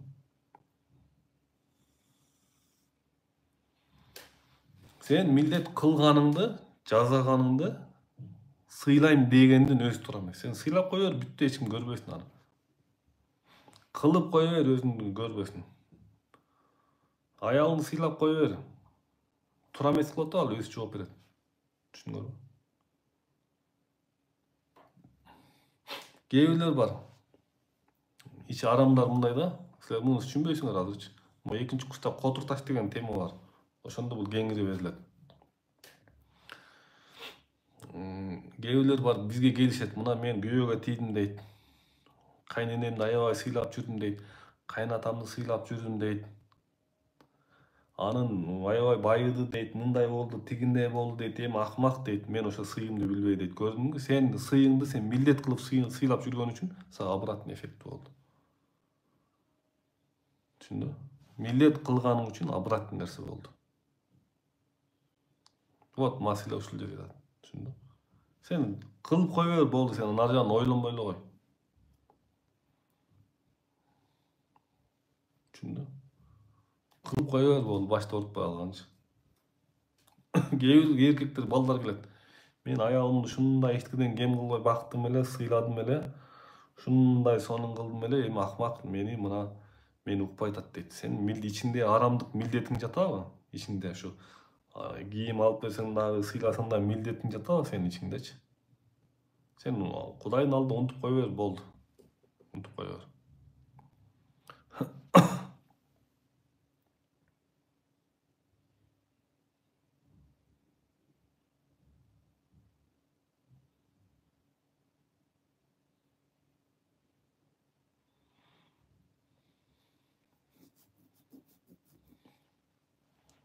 Аялдын жүрөгүнө тынчтык келдиби? Эркектин жүрөгүнө автоматтык түрдө тынчтык келет, түшүнүңүздөрбү?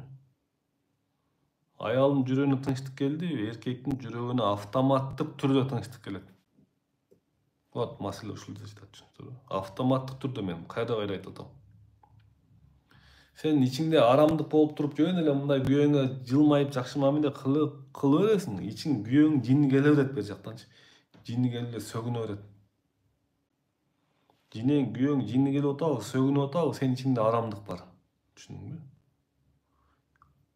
Аял кишинин ичи тазаланганда эркектин эмоциясы түшөт. Түшүнүңүздөрбү? Аял кишинин ичинде арамдык тура берсе, мисалы, кылганы, сыйлаганы, эме милдет кылып ичиңде өзүнчө эле жакшы аял болуп өлмүш боло берсең, эркектин ичинде эмеси кете берет. Жини келе берет, баары сөгүнүп гана тура берет. Түшүндүңбү? Дагы айтам, мен бул нерсе боюнча мен көп жылдан бери иштейм. Аял кишинин ичинде ыйман келгенде, ушунчалык таза ыйман келгенде, эркектин көңүнү толот, көкүрөгү толот. Эркектин көкүрөгү толгондо ал аял кайра кетет. Бейишке кетет. Түшүндүңбү?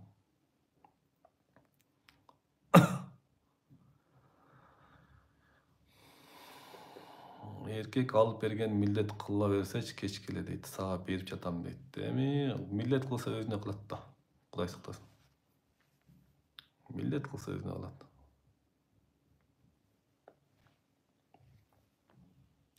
Мен айткан нерсенин баары жалган, могу нерсенин баары, түшүнүңүздөрбү? Бул нерсени силер угуп эле келатасыңар. Мен дагы айтам, мен могу аялыңды сыйла, күйөөңдү сыйла, бул мораль, бул жалган вообще, түшүндүңбү? Сен ичиңе тынчтык келгенде өзүң сыйлап каласың, түшүндүңбү?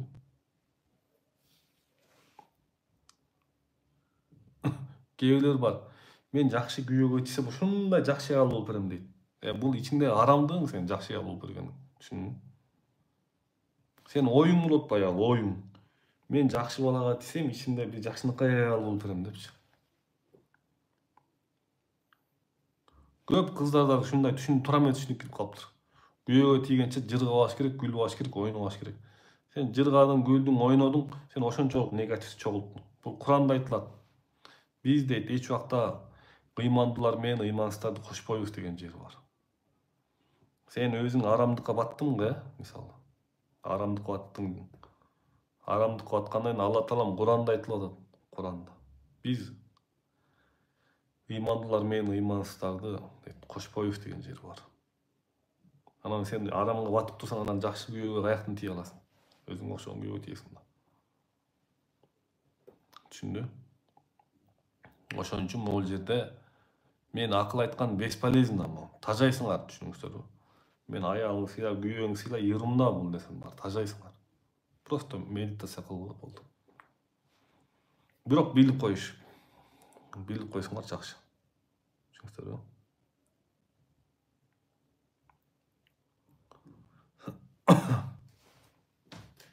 Толкунай, эми YouTube'га номеруңду жазып коюп турсаң, макулбу? Дагы айтам, түшүнүңүздөрбү? Ой менен жасалган нерсенин баары жалган.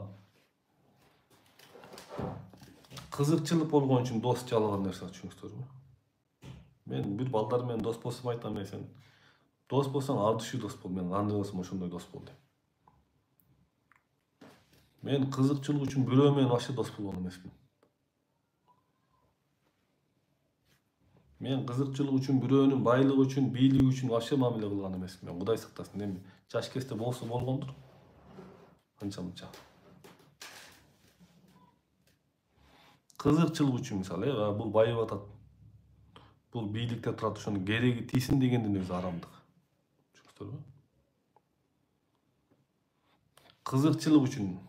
Кызыкчылык үчүн үйлөнсөң, баланча мындай жердин кызы, баланча тигинде жердин кызы. Кызыкчылык бар жерде эго жатат, арамдык жатат, түшүндүңүзбү? Кызыкчылык бүтөт. Кызыкчылык 40 жашта кийин бүтөт. 40 жашкандан кийин, 45-50 жашта кийин эркекте аялда башкача ойлонуп баштайт. Байлыгында, бийлигинде, сулуулугунда, юрумунда фигня. 40 жашка чейин пендечилик жашоо деп коет. 40тан кийин акыреттик жашоо деп айтылат. Биздин алымдар айтат го.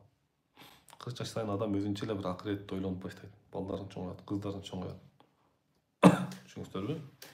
Ошон үчүн могу нерселерди бир сыйра билип алганыңар жакшы, медитацияга чейин билип алганыңар жакшы, түшүндү? Анан ушул нерселерди, принциптерди кармасаңар, силердин медитацияңар оңой кетет. Адам акысына киргендер бар, адам акысына кирбеш керек. Мен бирөөдөн үйрөнүп алып мисалы, анан акырын чыгып алып мен силерге үйрөтүп, анан акча тапкан жокмун. Бул бирөөнүн акысына кирүү деп коет. Мен кимден үйрөнсөм дагы башка нерселерди мисалы, бүт ошолордун бүт уруксаты менен чыгам мен. Түшүнүңүздөрбү? Могу медитацияны мен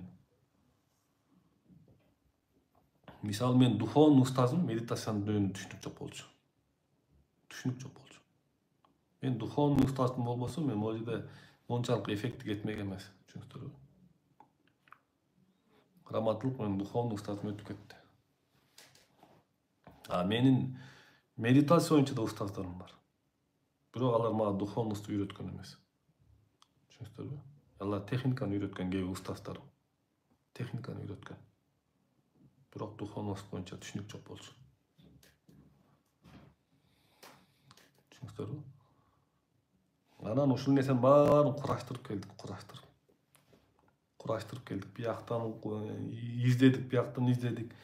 Бияктан издедик, бияктан издеп келип туруп анан мындай даяр нерсе. Даяр нерсени колдоно бергиле. Ошон үчүн могу жерден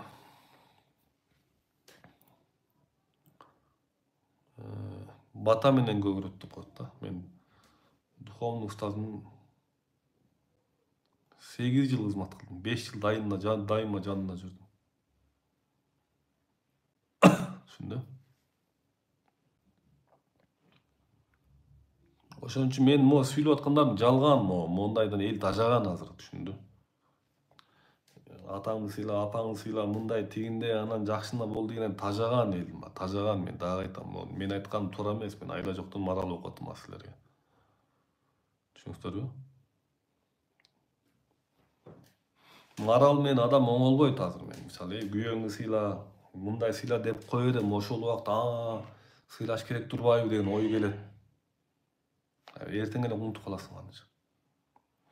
Ошон үчүн могу методиканы иштеп чыкканыбыздын себеби ошол болду, түшүнүңүздөрбү? Могу методиканы иштеп чыкканыбыздын себеби ошол. Бул методиканы жасаганда канча адам ыйманга, динге кирип кетти бизден. Канча адам намаз окуп кетти мына. Доктор Өмүрбек Одуслар деген кирсеңиздер, ошол жакта баары тең бар, сакталып турат.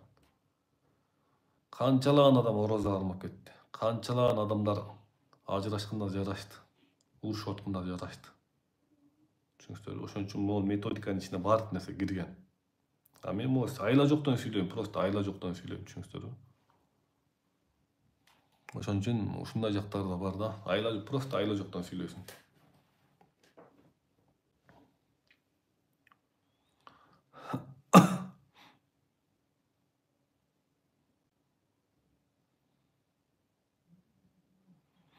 Агай күйөөм ачылып сүйлөшпөйт дейт. Сен нормально аябай жаркырап кетчи, жөн эле күйөөң ушундай ачылып кетет.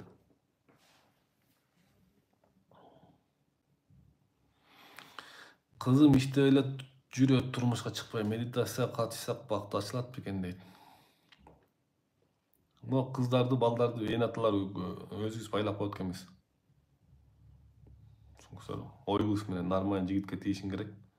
Мындай болуш керек, тигиндей болуш керек деп отуруп туруп психологиясын өлтүрүп таштайбыз.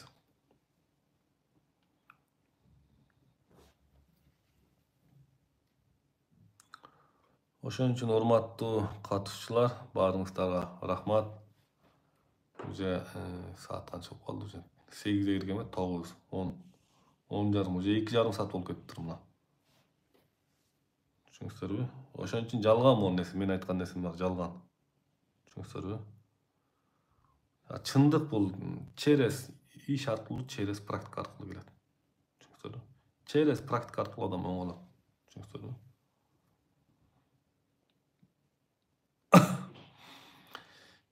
Эске өтө ыраазымын. Башка психологдор эки сөзүн эле бир эле акчаны сүйлөшөт. Менин айтканым мынча. Менин баракчамда вообще акча, бизнес жыттанбайт. Түшүнүңүздөрбү? Биздин баракчада бизнес жыттанбайт. Бизнес жыттанган баракчалар бар, билинип калат сразу элечи. Түшүнүңүздөрбү? Биздики ушул кичине да мына элге жардам берип, ушул маңдай терибиз менен анан элдерден кичине азыраак өлчөмдө акча алып баскан турганга кичине. Биз көп жылдык эмгегибиз да, эмгегибиз ошону эле үзүрүн көрүп атабыз деп ойлойм.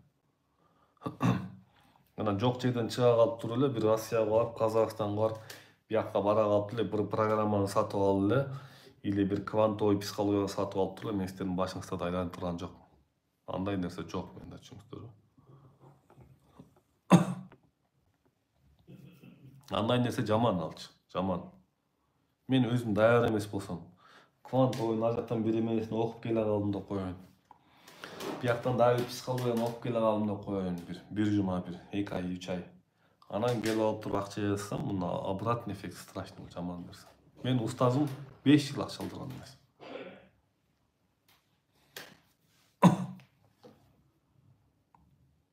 Ошон үчүн могу биздин баракча бизнес тууралуу оюбуз жок. Биздин оюбуз биринчи очередде элге жардам берүү. Түшүнүңүздөрбү? Андан кийин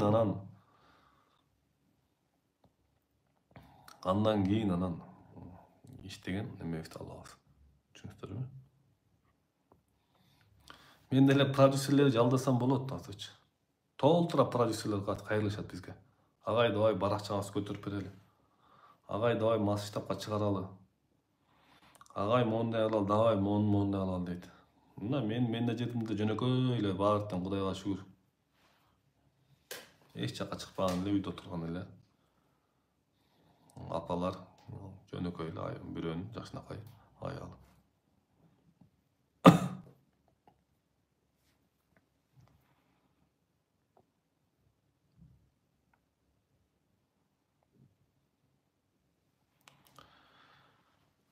Максат Муктаров $5.000 экен сабак дейт. Эми аны өзү билет. Мен Максат Муктаров болобу, башка болобу, мен айта албайм анычы. Аны өзү билет. Мен өзүм үчүн жооп берем, түшүнүңүздөрбү?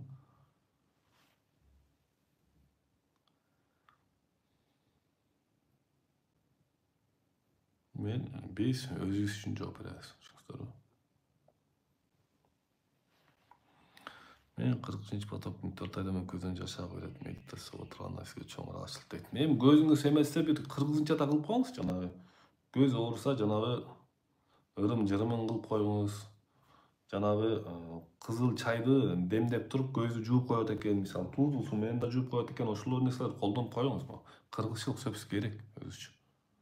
Түшүнүңүздөрбү? Кыргызчылык керек.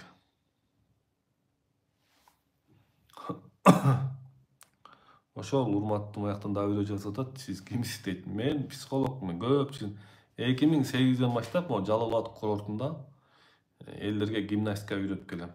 Массаж жасап келем. Основной гимнастика жасап келем 2008'den баштап. Түшүнүңүздөрбү? Биздин историябыз бар. 2008'den баштап Жалал Абадта бир 4-5 жерге зал ачтык. 2008'den баштап мен Жалал Абадтан чыкпай эле только элдерди машыктырып, элдерди практика кылдырып, элдерди медитация кылдырып келем. Сөздүн ачыгы, түшүнүңүздөрбү? Өзүм муну 2003'төн баштап үйрөнүп баштагам. 2002-2003'төн баштап үйрөнүп баштагам. Түшүнүңүздөрбү?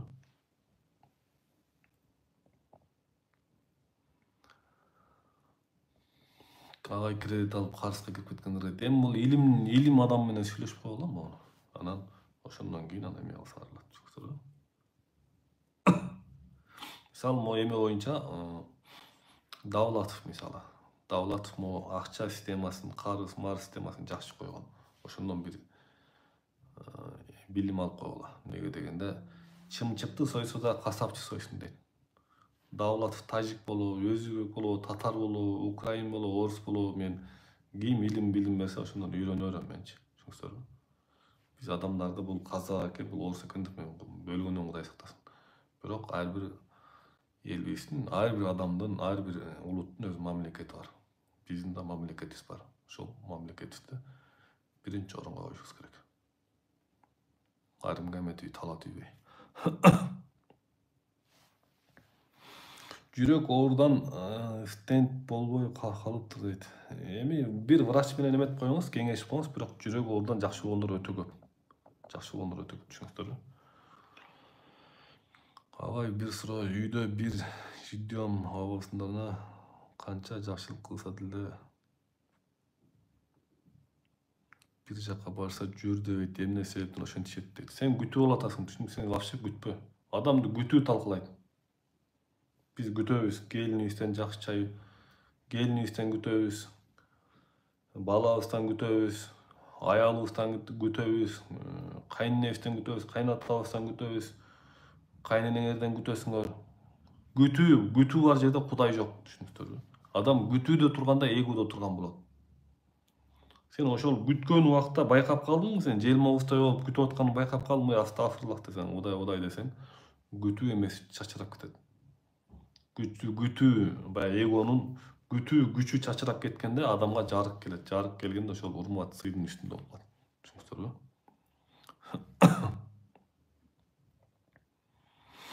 Мелис Кадырбековдун билбейм, аны айта албайм. Мен өзүм үчүн жооп берем. Түшүнүңүздөрбү? Менин система, могу биздин система, мен дагы айтам, могу биздин система, менде парапсихология, көз ачыктык, мөз ачыктык түшүнүк жок мендечи. Түшүнүк жок. Менде бир эле нерсе бар, мен бир нерсени билем. Адамга могу мээ кантип отключение болуш керек. Ошо мээнин бир канча жолдорун билем, отключение кылыштын бир канча жолдорун билем да. Түшүнүңүздөрбү? Алла таалам аркылуу биз үйрөндү, эметтим ошол нерсени. Келди мага, көп нерсени ошол ачылыш болду мага. Ошон үчүн могу мээни кантип отключение кылыштын жолдорун билем. Качан адамдын мээси отключение болуп баштаганда, адамдын организминде процесс кетип баштайт. Кээ бир адамдардын мээсинин отключение кетпейт. Эмне үчүн кетпейт? Эмне үчүн кетпей калат? Вот маселе. Ошон үчүн жасай бериңиздер. Давайте баарыңыздарга жакшы, бейпил түн. Могу сабак боюнча сурагандар эртең Кудайым буйрса кечки саат 8-де 9-да жазылсаңар болот. Могу YouTube'да дагы, биякта да бар. Мен да кичине реклама алып кое берейин.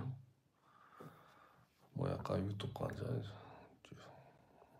давай жакшы жаткыла, болуптур, YouTube'да өчүрөйүн, анан Instagram менен кичине сүйлөшөйүн.